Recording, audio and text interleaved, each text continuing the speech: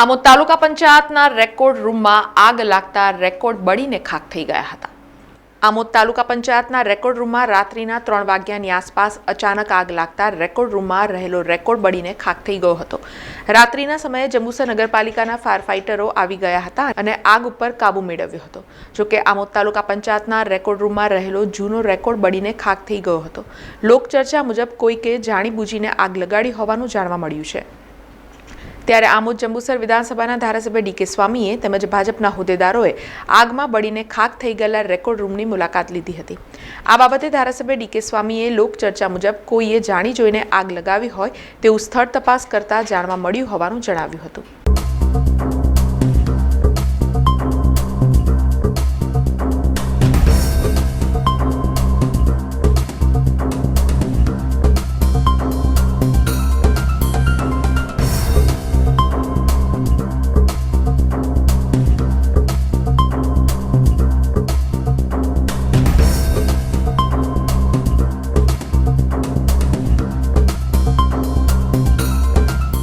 આ વિષયમાં અમે એટલું કહેવા માગીએ છીએ કે આની અંદર જે કોઈ સંડોવાયેલા હશે તેની ઉપર સખત ને સખત કાર્યવાહી કરવામાં આવશે।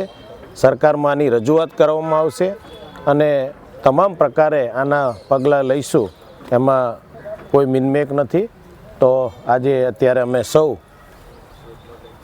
પીડીઓ છે, સાથે તાલુકા પંચાયતના પ્રમુખ છે, તેમજ ભારતીય જનતા પાર્ટીના પ્રમુખ એવા દીપકભાઈ ચૌહાણ સૌ કાર્યકર્તાઓ અત્યારે સ્થળની મુલાકાત લીધી અને આગળની કાર્યવાહી કરીશું એવી અમે ખાતરી આપીએ છીએ।